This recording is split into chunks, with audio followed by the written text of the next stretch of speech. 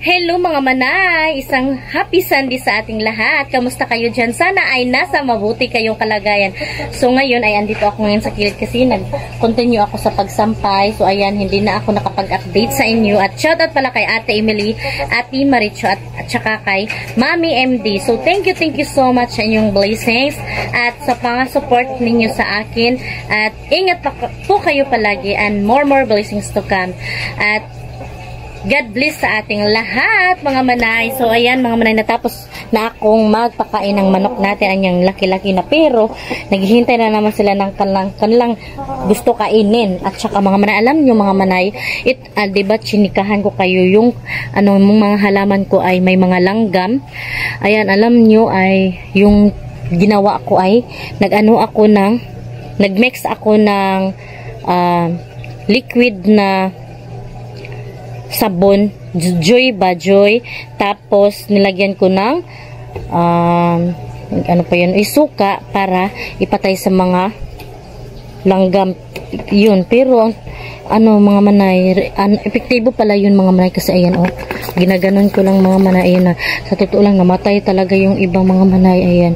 May bumabalik, pero at least nakatulong sila kasi, ayan, yung iba namatay. Ayan, namatay na yung mga langgam na iba, pero okay na sa akin, mga manay, kasi na-rescue ko yung mga halaman ko na mabuhay sila kasi mamamatay talaga to kapag ating pasagdan na nato ba. So ayan yung natin, humaba talaga yung kamatis ko, mga manay, kasi hindi sila nakakita ng mga araw. Dito ko kasi sila nilagay kasi sobrang init. Ayan yung panahon natin, nag-init na naman. Sobrang init kasi kapag ilabas ko sila, mga manay, ay mamamatay sila sa sobrang init. Ayan, nung nakaraan ay nilabas ko sila, ayan, lumaya yung dahan ng iba. Mayroon din namang bulaklak ng iba, ayan na, nagmumulaklak. At saka dito din, mga manay, ayan, may naman, langgam. Yung iba namatay na, yung mga langgam na namatay na sila. Kasi ito ang ginagawa ko. So, sa mga naghahalaman dyan, tapos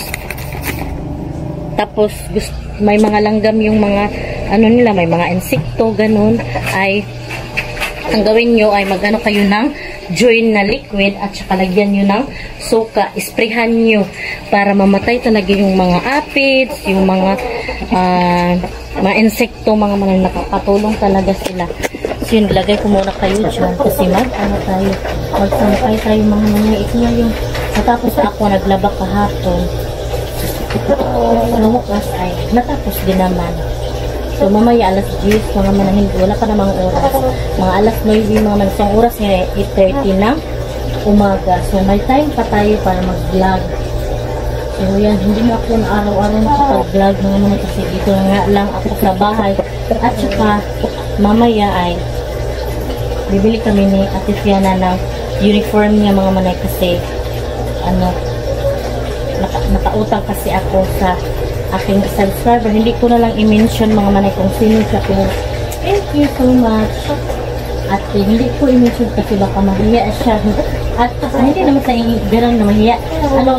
Privacy lang niya, mga manay, kasi nangutang ako sa kanya ng 1,000, mga manay, para pambili ng uniform ng aking anak kasi na-short talaga ako, mga manay. So thank you so much sa iyo, ate, kasi nakakautang isang sabi ko lang na mangutang ako ay nag-send kaagad sa akin para pangbili ng uniform ng aking anak. Ready-made lang na mga manay na uniform ang aking bibili kasi mas mura na yung ready-made kaysa magpatahi ka pa, kasi kapag magpatahi ka pa ay talaga, mas mahal, mga manay. Lalampas ng 1,000 yung saya at saka t-shirt. Lalampas talaga ng 1,000 mahigit. Hindi. Tapos maghintay ka pa ng ilang buwan or ilang araw bago matapos sa pagtahi. So, mas maganda talaga na yung na lang talaga, yung ready-made na na patahi. Kasi meron na, hindi ka na magpa-tahi-tahi. So, ayan. Pasensya na kayo kung ngayon na ulit ako nakapag-vlog. Kasi, ano mga manay na, baka nasasawaan na kayo dito sa bahay ko. Kaya, yun. Ano lang muna ako nag-vlog. Kasi dito lang ako sa bahay. Hindi ako lumalabas kasi mga manay, maghatid, sundo. Ganun lang yung trabaho ko. Tapos, minsan bumibili ng ulam. Pero madali lang naman. At saka nakikita nyo naman yung ibang view dito sa Bayugan na. Diba? Magbili lang ako ng ulam. Yun lang kasi yung ano ko ganap. Pero hey, may ano may hipan. Pero sige lang mga manay, baka mga sa susunod na araw ay punta ako ng Talacogon, uwi ako doon sa amin. Tapos mag-vlog ako doon mga manay kasi at saka i-update tayo sa bahay na pinagawa ng aking kapatid para nakita nyo naman yung ibang view. So, yun ang ating ganap for today.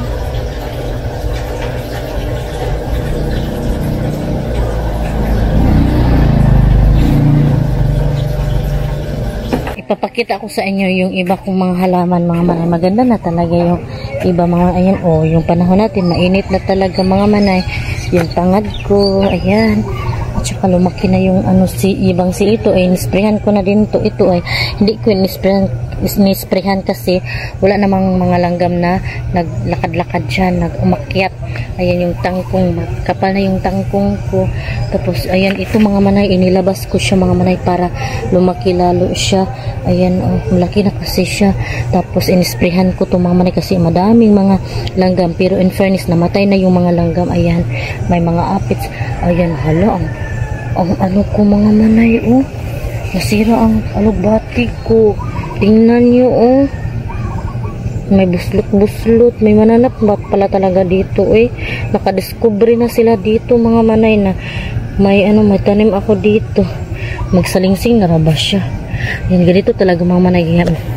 Gusto ko sana magtanim-tanim talaga kahit maliit lang yung area ko. Nagtatanim talaga ako mga manay kasi ito yung kaugalian ko ba na magtanim-tanim kasi doon sa amin mahilig din ako magtanim kasi malawak yung lugar namin doon sa Talacogon. Nung bata pa ako, yung mama ko mahilig siya magtanim at saka mayroong bukid yung kapatid ko doon, nagtatanim din yung mama ko. At kapag magpunta na ako doon mga manay ay ipasyal ko kayo doon sa bukid ng aking mama, ng aking kapatid na kung saan nagtatanim doon si mama ng mga talong. Madaming tanim talaga si mama, napakasipag ng aking mama mga manay. Mayroon doon sa aking Facebook na doon ako nag-upload palagi. So siguro mga manay, mag-start na naman ako mag-vlog sa Facebook. Kasi sa Facebook mga manay nagkakapira na kasi. So doon siguro mag-vlog na lang din ako. Pero mga seldom mga seldom video lang na nag-video ako ganun at saka mag-voice over. Yung voice over ko dati.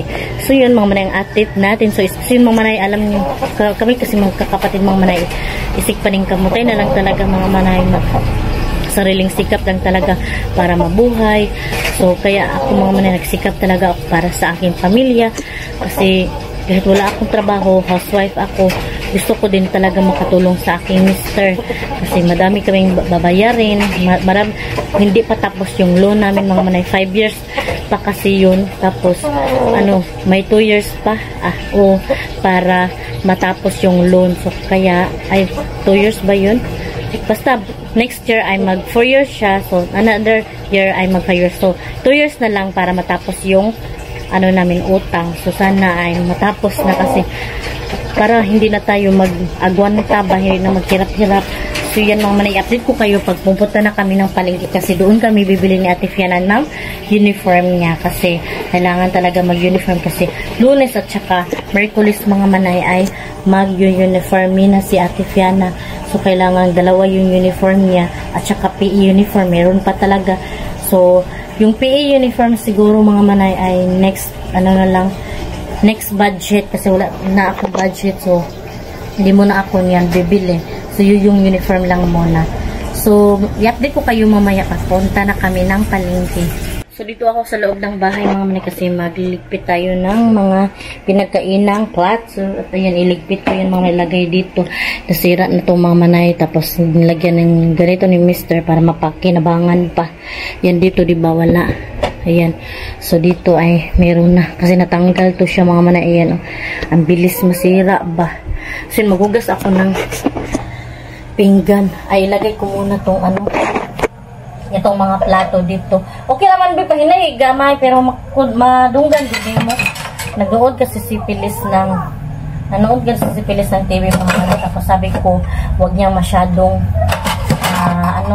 takusgan mga manay kasi hindi ma-CPR tayo kapag masyadong malakas. So, ayan, hinayaan niya. Alam niyo mga manay, hindi ko in-expect na yung utang pala ni Mr. ay sobrang laki na ba. Ang bigyan nyo dyan, hindi ko na-expect na ganun nakalaki yung utang niya sa bangko. Kasi sa palaging utang na utang, una ay kunti pa lang yung inutang niya. Tapos, hindi ko na-expect na, lagay ko muna kayo dyan. Hindi ko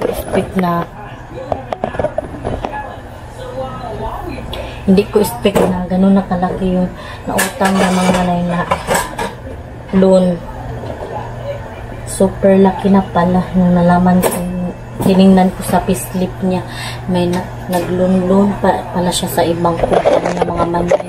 Tapos hindi ko alam, hindi siya nagsabi sa akin na ganun nakalaki ang utang niya. Sana kaya ayun, kaya hirap na hirap ako sa budget ngayon mga manay. So pasensya na kayo kung humina yung boses ko. So nilagay ko kayo sa taas mga manay para makitaan nyo ako, kasi pag doon ko kayo sa gilid ilagay ay madilim ba, hindi nyo ako makita. So hindi ako nag-expect na ganun pala kalaki ang niya, utang niya mga manay.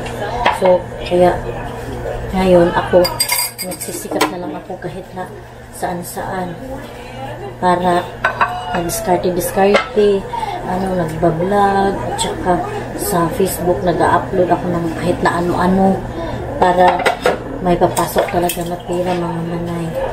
So plano ko someday mga manay ay mag-negosyo tayo kapag makaloan, kasi pag hindi mag-uutang kasi mga manay, hindi tayo maka-invest ng mga bagay, ganun.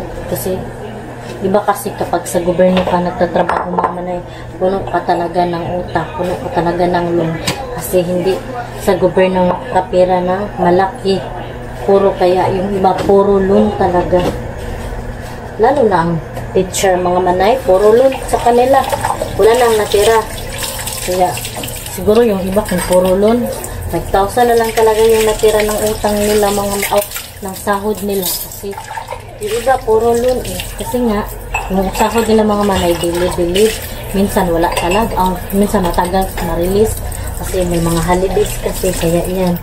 Pero okay lang sa kanila mga manay kasi sa teacher may holiday naman, pero yung mga men in uniform, ang holiday nila ay duty sa kanila yung holiday, kaya walang holiday sa uniform sa tinatrabuhan ng aking mister, kasi pag holiday, duty sa kanila. Hindi katulad sa teacher na pag holiday ay holiday talaga, walang pasok. So yan ang ating update today. So, maglinis muna ako dito mga manay, magwalis, tapos meron pa akong mga ayan mga manay, tupiin. Ayan, tutupiin natin yan. Kasi super aga pa kasi ngayon alas 7 ng umaga. Tapos pa, di ba kanina sabi ko 6:30, ngayon ay alas 7 ng umaga. So muna ako mga manay. Ayan, gubak, sira na yung bahay namin mga manay. Tingnan nyo, Ayan, inanay na talaga mga manay. Grabe na naman to, sira-sira na talaga mga manay. So ayaw ko muna itong anuhin kasi someday pag makalon ulit kami ni Mr. ay ipapaayos ko to. Ayan mga manay, tsaka sa ilalim din, tingnan nyo, diba? Dami ng sira itong bahay namin mga manay. Ayan pa, mga butas-butas. Kaya sikap, magsipag tayo. Importante wala tayong inaapak ng ibang tao. Diba mga manay? So, yun mga manay. End ko na lang muna ang aking vlog mga manay kasi parang mahaba-haba na ata tong video natin. So, sa mga hindi pa pala nakasubscribe, please subscribe my YouTube channel and click notification bell para updated din kayo sa akin next video. At mag-ayos-ayos pa ako mga manay. See you in my next vlog mga manay. Bye-bye and God bless. Ingat po kayo parati.